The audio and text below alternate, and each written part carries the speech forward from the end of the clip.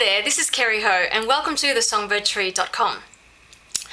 You know, in the years that I have been training students, singers and people wanting to develop their voices, I've had one common theme among probably, I would say, at least 9 out of 10 students. And that is that they come to me and they complain about the fact that their voices just don't sound strong enough. They say, you know, I when I'm singing, I just feel like I'm sounding very weak. It sounds very thin and very airy, and I don't know what to do about it.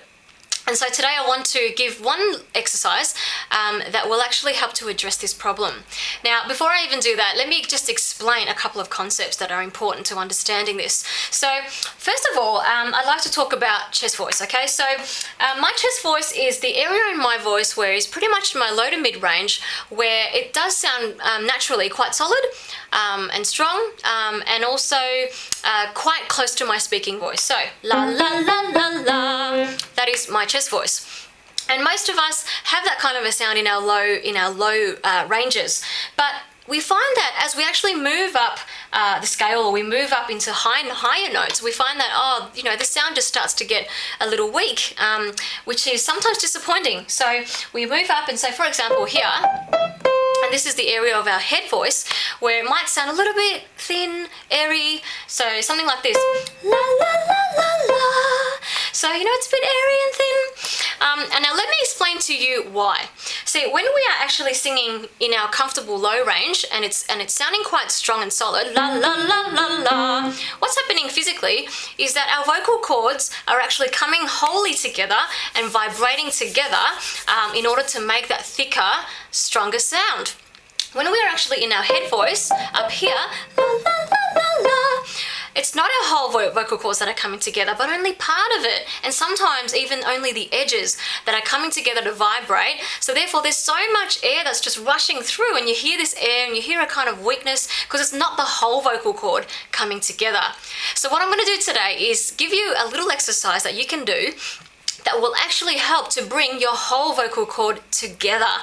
And as you practice this, you'll find that you'll be able to develop a stronger chest voice. Okay, so before I even get into the exercise, I want you to imagine in your mind a picture of your most favorite food. Whatever it is that comes into your mind right now, that'll do, okay? For me, suddenly I've just seen a massive bowl of spaghetti bolognese. And I mean the authentic Italian type, the type that you see on Eat, Pray, Love the movie, where Julia Roberts just devours these, you know, this massive plate of spaghetti bolognese. So I'm imagining that in my head right now. So I don't know what food you've got in your head right now, but I want you to have that picture in your head, and now we're going to together express how yummy it is by going mmm, mmm. Now can you do that together with me? And I want you to really, you know, put your imagination on and really just have fun with it. So just go mmm, mmm. Now you should have felt a lot of buzz inside your mouth, in your lips area, even maybe in your nose, okay? And that's a good thing if you felt that. Now, with that feeling in mind, we are going to do an exercise. That's the scale, and it's on a okay? So we're gonna go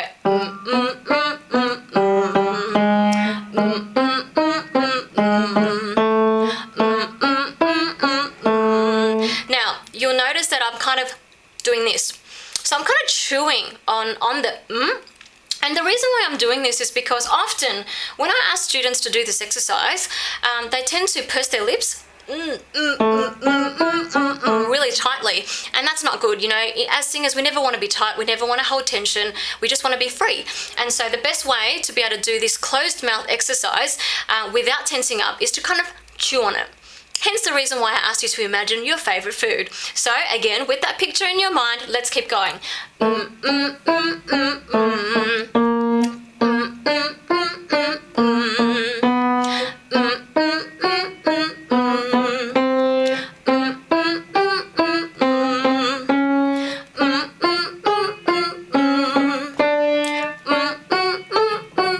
Now, are you still chewing on those notes?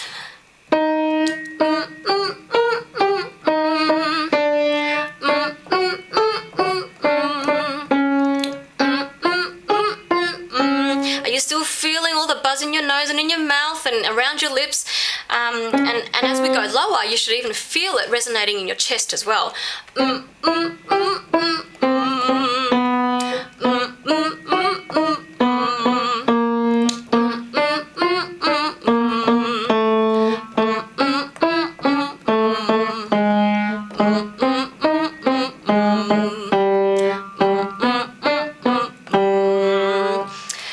Okay, so that's just a little exercise that you can begin to practice regularly in order to bring your vocal cords wholly together to vibrate, to create that thicker, more strong sounding tone in your voice.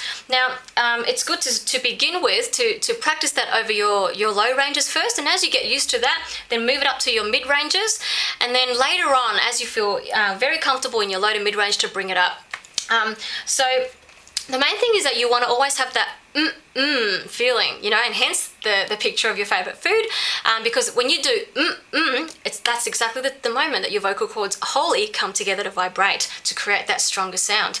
But remember, don't tense up, so chew on it and make sure that your jaw and your lips are just quite free and not constricting.